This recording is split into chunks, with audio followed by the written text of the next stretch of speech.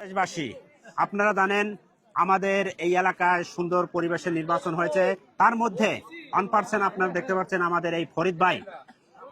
আমাদের উপজেলায় এমন কেউ চেনে না যে এই যে ফরিদ, তাকে এমন কেউ জানে না যে একজন লিডার। প্রত্যেকেই তাকে লিডার বলে ডাকে। আমাদের উপজেলায় 1 নম্বর নামে চেনে। আমরা তার কাছ থেকে নির্বাচন সম্পর্কে আমরা কিছু জানবো।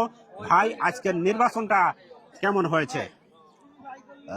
মূলত আজকে নির্বাচনটা হয়েছে, আপনারা জানেন, আপনারা নিশ্চয়ই অবগত আছেন যে বিগত 17টি বছর মানুষ কিন্তু ভোট দিতে পারে নাই। যারা ভোট দিতে আসছে অনেকে কিন্তু ভোট দেওয়া ভুলেই গিয়েছিল। তো আমরা বিভিন্ন লোকজনের সাথে কথা বলেছি, তারা ভোট কেন্দ্রে এসে মানে সুন্দর পরিবেশে ভোট দিতে পেরে ভোটাররাও অনেক খুশি হয়েছে যে আমরা 17টা বছর পরে যে আমাদের এই কাঙ্ক্ষিত ঈদ উৎসবের মতো যাকে বলা যায় যে পুরোটা ঈদ উৎসব মুখরেই এই নির্বাচনটা আসলে মানে অনুষ্ঠিত হয়েছে এবং ঈদ উৎসবের মধ্য দিয়েই আমার মনে হয় যে শেষ হচ্ছে। আপনার কাছে আরেকটা প্রশ্ন করতে চাই যে আজকের এই যারা ভোটার বিন্দুরা ভোট দিয়েছে তাদের মধ্যে কোন প্রার্থী বেশি ভোট পেতে পারে? আপনারা জানেন যে এখানে আমাদের এই অঞ্চলের মানুষ, আমাদের এই রাজবাড়ী 2 আসনে যিনি ধানের কান্ডারি ছিলেন তিনি হলো জনগণের নেতা, জনগণের ভালোবাসার মানুষ এবং কর্মী বান্ধব নেতা ছিলেন।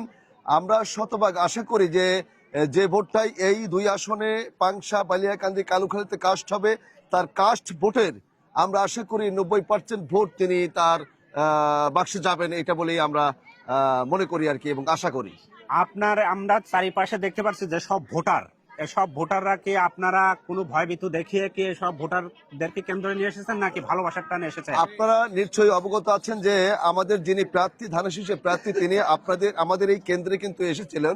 এসে কিন্তু উনি আমাদেরকে বলেছেন যে আল্লাহ পাক যদি আমাদের কপালে লেখে থাকে তাহলে আমরা অবশ্যই জিতবো, আল্লাহ পাকের অশেষ রহমত থাকলে জিতবো। তো জেতার পরে কিন্তু কোনো আনন্দ উল্লাস বা কারোর উপর প্রতিহিংসা বা এগুলো কিন্তু করা যাবে না।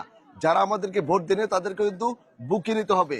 তো সেই ভালোবাসার টানেই কিন্তু আমরা আজ এই আমাদের প্রিয় নেতাকে ভোট দেওয়ার মধ্য দিয়ে মনে করেন যে আমরা বিজয় করতে চাচ্ছি। আপনাকে তো অসংখ্য ধন্যবাদ।